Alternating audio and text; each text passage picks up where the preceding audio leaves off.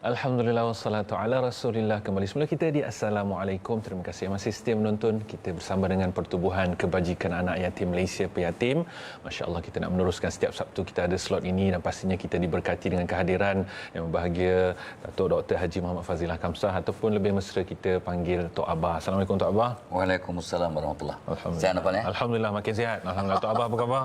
Alhamdulillah. Alhamdulillah. Dan pastinya Tok Abah pasti akan datang bersama dengan anak-anak yang lain pastinya, dan hari ini kita diberkati juga dengan kehadiran anak-anak daripada Raudatul Jannah. Jadi ingin saya perkenalkan di sebelah sana iaitu Ahmad Daniel Haziq Mawizam. Assalamualaikum. Kita ada Muhammad Haikal Abdul Halim Tika Tampat. Assalamualaikum Haikal. Kita ada sebelah saya Atira Humairah Syamsul Kamal. Assalamualaikum. 12 tahun ya. Alhamdulillah. Dan di sebelah hujung sana Atira Wan Nurul Adriana Wan Zairul Hafizah. Assalamualaikum. Terima kasih bersama-sama. Masya-Allah. Jadi sebelum apa-apa pun Pak Cik rasa berbangga dan berbahagia, masya-Allah, dihadiri dengan kalian semua. Alhamdulillah, memberkati hujung minggu kami semua. Alhamdulillah. Jadi Tok Abah, topik kita hari ini pastinya kita nak akan tausiah daripada Tok Abah sendiri. Hari ini kita sulami kasih didikan dahulu versus didikan sekarang. Hari ini mak bapak semua asyik compare je. Dulu mak bapak semua macam itu ini, macam itu ini. Bapak dulu tak pernah buat macam korang semua. Dia punya nakal ni Pak. Dulu elok aja main pelepah kelapa duk tarik sana sini. Korang hari ni semua nak macam-macam, asyik compare. Dulu bapak begini, awak sekarang lain dan sebagainya. Pasti ianya zaman berubah, tetapi pastinya cabaran dan mendidik anak itu pastinya ada contoh teladan yang boleh dikongsikan daripada didikan dahulu. Jadi pastinya Tok Abah sebagai permulaan boleh ke Tok Abah jelaskan perbezaan supaya ibu dan bapa hari ini boleh nampak sebenarnya apa yang perlu kita cakna tentang perbezaan tu, bukan asyik nampak sehingga tak tahu mana satu kita nak bezakan baik dan buruknya, apa bezanya dan sebagainya. Silakan Tok Abah. Baik, bismillahirrahmanirrahim. Assalamualaikum warahmatullahi wabarakatuh. Ya, terima kasih Nafa dan anak-anak yang dikasihi semula. Okey, pertama-tamanya kita kena ingat bahawa anak itu anugerah. Anugerah yang paling besar dari Allah dan juga fitnah, ujian ya. Itu satu perkara lah. Dan of course kita selalu bila tanya tentang perbezaan, kita akan disebut tentang kata-kata mutiara dari Umar Al-Khattab radhiyallahu anhu, ya, sesungguhnya didik anak kamu mengikut zamannya, yang sama sekali tak sama dengan zamanmu yang dululah. So memang betul lah, dulu lain. Tok Abah kira zaman dululah, ya, tahun 50-an, wah lamanya, antiknya. 50-an ya, belum merdeka dah lahir. Jadi dasarnya bila kita mendidik anak tu, kita didik jarish, jasmani, emosi, rohani, intelek. S apa? S ialah dia punya social, dia punya survival. Survival tu. Jadi anak-anak dulu kita didik dengan cara yang agak tegas. Zaman dulu ya memang kita ragat. Tu main pelepah pinang dengan upih kelapa ni, pinang macam-macam. Main konda-kondi, main belantak je kat lalang tanpa kasut. Memang robust, ya, memang lasak. Jadi cara didik pun keraslah. Sikit-sikit rotan, sikit marah, tengking. Biasalah dulu. Ya, sebab kita tahu, dari dulu pun dah tahu, marah bukan kebencian tapi tanda sayang. Kita tahu tu. Itu satu perkara lah.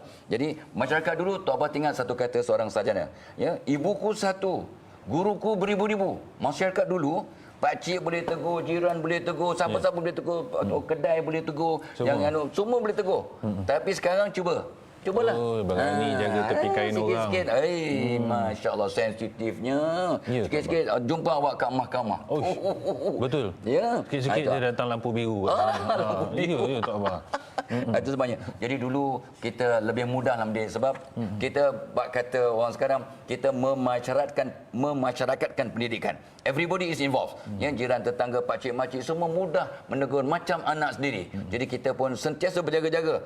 Jangan main-main. Banyak mata-mata dulu, walaupun tak ada IT, tak ada kamera untuk tangkap, tapi semua jadi mata-mata. Sampai siap main kat parit, siap sampai. Main kat sungai sampai. Itu satu perkara. Jadi itulah yang mak bapa dulu dia lebih ada masa untuk anak-anak, jadi pendidikan secara langsung. Ya, anak sekarang mak bapa sibuk, jadi banyak kadang pakai remote control. Ya, kadang terpaksa WhatsApp, kadang telefon, kadang pakai CCTV je cakap sekarang ni. Ya, kat rumah, kat bilik, tak steady keluar bunyi kat kamera, betul. Betul tak apa, hari ni ada. Betul. Jangan main-main. Boleh semua, ada app yang boleh kontrol. So itu pentinglah. Jadi Tetapi yang penting sekarang ni kita fokus pada sekarang. Anak-anak sekarang sangat sensitif ya. Mak bapak pula kerana dia tak nak anak-anak susah macam kita dulu, jadi mereka lebih memanjakan, lebih memberikan apa yang jadi sense of survival anak sekarang agak menurun. Jadi mak bapak zaman sekarang kena lebih banyak ilmu, kena lebih cakna, kena lebih sensitif ya, perlu lebih canggih untuk menghadapi cabaran yang lebih canggih. Tapi yang paling penting banyak doa, kena ada ilmu dan didik adab dahulu sebelum didik ilmu, maka anak akan dalam landasan yang betul. Didik adab dahulu. Adab dahulu. Sebab hari ini semua risau, anak aku tak pandai baca tu, dah 3 tahun ni tak pandai baca, 3 tahun ni minta pandai baca. Ya betul, risau. Sebenarnya adab dahulu. Adab dahulu. Kata Imam Yusuf Hussein, dia kata apa? Barang siapa yang mendidik adab maka mudah mendapat ilmu. Bila kita ada adab, mudah untuk dapat ilmu. Itu untuk apa pesan pada anak-anak masa off air tadi. Kita kena betulkan diri, mudah untuk belajar. InsyaAllah, itu dia satu pesanan yang sangat bermakna dan mutiara, subhanallah, untuk kita semua. Adakah kita ajarkan anak-anak kita adab, subhanallah. Jadi sebut anak-anak ni, Pak Cik nak tanyalah kot, Daniel ke Atirah ke, ada nak tanya Tok Abah ke okey, boleh, ada mikrofon situ. Silakan. Assalamualaikum Tok Abah. Ya. Boleh ke saya main game yang ada pembelajaran dalam tu? Dia macam Ini soalan yang penting. educational game, Ya, budak sekarang. interactive game lah macam tu. Game ya, dengan gadget dan sebagainya. Tapi lah Tok Abah ingat kata, soal ni orang psikologi ya. So kata pakar-pakar psikologi kanak-kanak, walaupun Tok Abah ni pakar psikologi, bukanlah pakar psikologi keorganisasian, lebih untuk orang dewasa, tapi belajarlah tentang sikit-sikit tentang kanak-kanak. Kata pakar psikologi kanak-kanak, anak-anak ni sangat hebat, sangat robustnya sebenarnya, dan kemampuan mereka macam sponge ya, boleh menyerap semua. Jadi selagi mereka ada masa untuk bermain, mereka okey. Ini disokong oleh Imam Al-Ghazali. Imam Al-Ghazali menyebutkan bahawa anak-anak ni okey selagi mereka ada masa untuk bermain, mereka okey.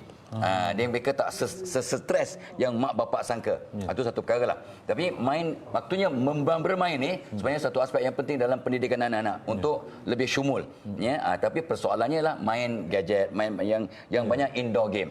So apa pun benda kita kena berimbang lah ya. Kena ada keseimbangan. Sebab bila kita main game walaupun unsur pendidikan, tetapi sebab game tu banyak kan dalam handphone ya, ataupun laptop lah ya. Jadi lepas kerana mata kita, tangan kita, pergerakan kita tak bergerak, itu yang banyak masalah-masalah sampingan akan datang. Jadi jangan over. Dan dalam kita walaupun main game yang ada unsur pendidikan, kita kena ada undang-undang. Siapkan kerja rumah, dah bantu kerja rumah, bantu kemas sana, kemas sini, atur sana. Ini semua dah sentak, bolehlah main game. Dan of course dalam game tu pun memang kita belajar juga bersosial, sebab ada battle, ada persaingan dan sebagainya. Jangan terlampau gairah ya. Okey. So yang penting juga kita kena imbangi. Tanya tadi game yang ada unsur pendidikan. Why not kita juga main game sekali-sekala boleh. Lepas tu main juga game kat luar untuk berpeluh, untuk gerakkan seluruh tubuh. Berbeza, kesannya berbeza. Sebab main game kat luar ni lebih ada teamwork, ada bersosial, berinteraksi, badan lebih tough ya. Oksigen lebih banyak kita serap dan sebagainya. Betul. So kena imbangi. Jadi boleh main game tapi berpada-pada dan imbangi dengan kegiatan luar yang lebih juga penting untuk kesihatan yang menyeluruh. Itu dia. Boleh nampak yang Adriana Adriana besar nanti nak jadi apa? Nak pakai mikrofon. Penonton nak dengar. Dia tingkatan 4 kan? Nak jadi apa? Dia nak jadi chef. Nak jadi chef. Masya Allah. Dia so chef celebrity. Nak tak satu lagi. Nak tanya Haikal. Haikal nak jadi apa, chef? Saya ada 3. Ada 3 nak jadi. Subhanallah. Jangan isi 3 sudah. Apa dia? Tak apa lagi. 3. Pertama polis. Jadi polis atau Kedua askar ataupun peguam syariah. Syariah, subhanallah. Ni sekarang ambil sains tulen ni. Sains tulen. Subhanallah, moga Allah permudahkan. sains tulen ambil peguam syariah. Yes, possible. Itu hari ini, masya-Allah. Masa akan datang mereka ini Tok Abah yang akan menjadi pemimpin di masa hadapan. Tetapi anak-anak ni ada dia punya jiwa besar mereka, tetapi banyak yang menghalang anak-anak ni mencapai impian mereka adalah kerana ibu bapa maupun penjaga tak tahu bagaimana nak menyediakan mereka untuk masa depan. Mungkin pesan dan nasihat Tok Abah untuk kami semua ibu bapa dan penjaga kepada anak-anak ini apa agaknya? Inilah soalan ni isu yang sangat dekat dengan Tok Abah lah. Sebab Tok Abah sejak tahun 70-an dah mula belajar, mengkaji bagaimana nak merangsang anak-anak. Sebab Tok Abah ni jadi pensyarah dulu dalam bidang psikologi dan juga komunikasi.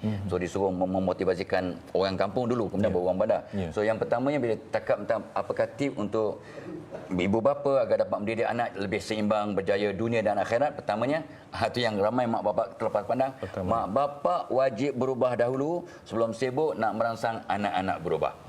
Selagi mak bapak belum berubah, jangan sibuk sebab cakap kena serupa bikin.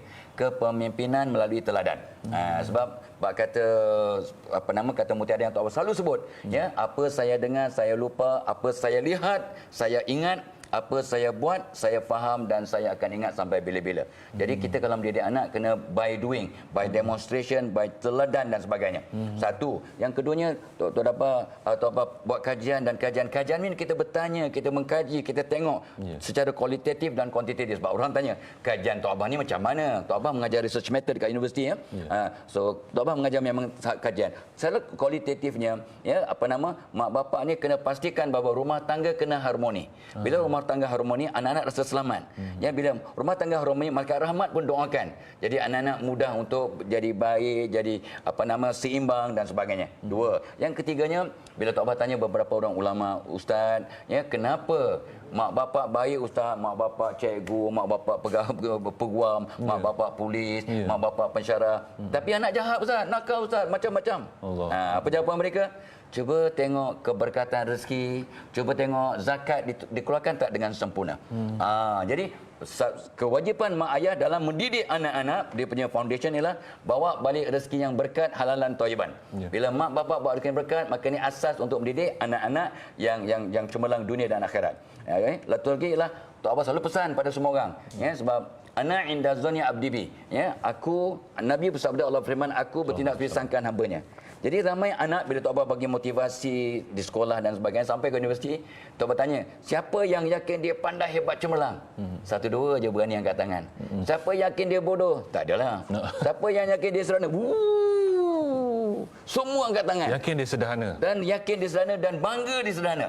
Seolah itu, padahal Allah bertindak seperti sangkaan hamba-Nya. Kalau awak sangka awak sederhana, maka takut-takut susah nak cemerlang sampai kiamat.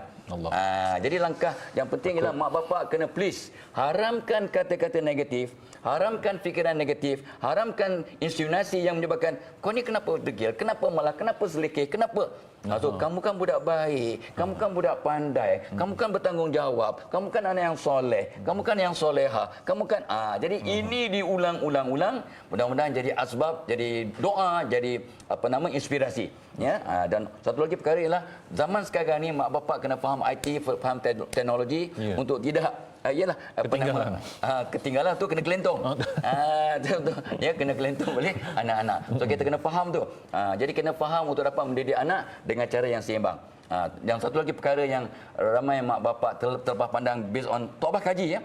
Tiap kali jumpa mak bapak di kursus parenting, Tok Abah akan tanya, berapa orang mak bapak yang doakan guru-guru anak? Dalam 300-400 tu adalah 4-5 orang kat tangan. So overall about 1-3% mak ayah doakan guru-guru anak. Jadi macam mana nak dapat keberkatan dan kerjasama? Dan ikut kajian yang dibuat oleh isteri Tok Abah tu, profesor dalam bidang sosiologi pendidikan, bila mak bapak dan guru rapat, maka akademik anak-anak akan meningkat, ya. Lepas tu masalah disiplin menurun, kurikulum pun meningkat. Jadi kerjasama, ya, kena doa-mendoakan. Dan Tok Abah pesan lagi tadi, tolong didik adab, tolong didik adab. Tolong didik adab, ini akan jadi asas untuk membentuk anak yang cemerlang. Insya-Allah, subhanallah, masya-Allah. Betul-betul datang, masya-Allah, nasihat tu seronoknya sebenarnya. Tapi yang pertama tu juga masya-Allah dah risau dah. Ibu bapa perlu perbaiki diri dahulu. Selalunya, biarlah mak bapak dah usah pasalkan kamu baik. Selalu alasan begitu. Masya-Allah, takut. Tapi boleh. Harap insya-Allah segala pesanan Tok Abah sama-sama kita ibu bapa dan penjaga kita sematkan dalam jiwa kita dan amalan kita buat, barulah kita akan ingat Tok Abah. Insya-Allah. Tok Abah juga hari ini hadir sebagai ikon penyatim Tok Abah pastinya. ada kempen daripada pihak itu, kempen apa yang mungkin boleh perkenalkan kepada para penonton, silakan Tok Abah. Terima kasih Naufal. Ya, salah satu projek daripada Peyatim ni Tok Abah, ya, apa nama dia punya ikonnya, salah seorang, ya, ialah untuk membangunkan APIA, Akademi Pendidikan Islam ASEAN, ya, untuk anak yatim dan anak miskin, ya, APIA, ya.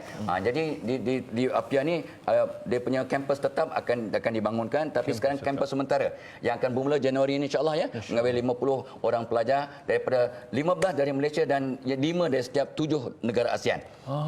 Ini anak yatim tu ni akan dibangunkan, akan dididik secara akademiknya, secara agamanya dan jiwa keusahawanan. Jadi Tok Abah sangat-sangat, ya, apa nama, menyeru kita sama-sama membantu. Dan di APIA ni akan dibina masjid untuk membina pusat pendidikan yang terutama ialah masjid. Jadi kalau kita menderma, ya, membantu APIA ni, kita akan bangunkan masjid, bangunkan anak yatim, ya, ini amal-amal jariah, ya, amal yang berterusan sampai selagi bangunan itu wujud akan dapat pahala. Dan kita kena ingat, ana wakafilul yatimi fil jannah kahatain, kata Nabi. Barang siapa, ya, membantu, mendidik, menjaga anak yatim, dia cenggini bersamaku di syurga. Rapat dengan Nabi. Jadi ingat, menyantuni anak yatim melalui Peyatim, melalui projek APIA ni, jom kita derma. Yes, kita tolong orang Palestin, saudara kita. Jangan lupa peyatim. Palestin kita bantu, peyatim kita bantu. Ya, dan penting sangat, ya, barang siapa yang menyantuni yatim, jaminan bersama Rasulullah insya-Allah. Sallallahu alaihi wasallam, insya-Allah. Apa lagi yang kita nakkan di syurga nanti? Satu dah jamin masuk syurga.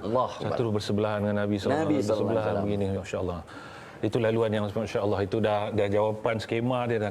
Sayangnya kalau kita tidak bersama, insya-Allah. Kita ucapkan terima kasih yang bahagia Tok Abah Datuk Dr. Haji Muhammad Fazilah Kamsah, insya-Allah, sebagai ikon Peyatim. Moga Allah berkati Tok Abah. Amin. Terima kasih kepada Daniel, kepada Haikal, Antirah dan juga Adriana, insya-Allah. Moga Allah berkati juga kalian tercapai impiannya, insya-Allah. Terima kasih kepada para penonton. Kita berhenti berehat seketika, insya-Allah. Terus setia bersama kami di Assalamualaikum.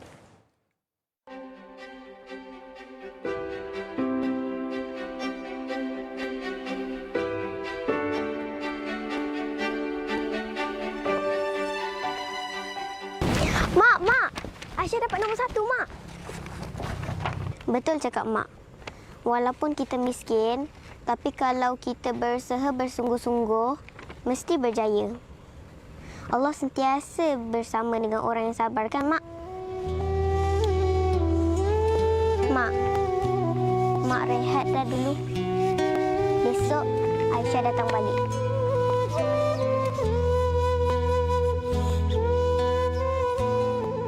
Berilah sedikit senyuman di wajah mereka dengan berinfak ke Persatuan Kebajikan Anak Yatim Malaysia.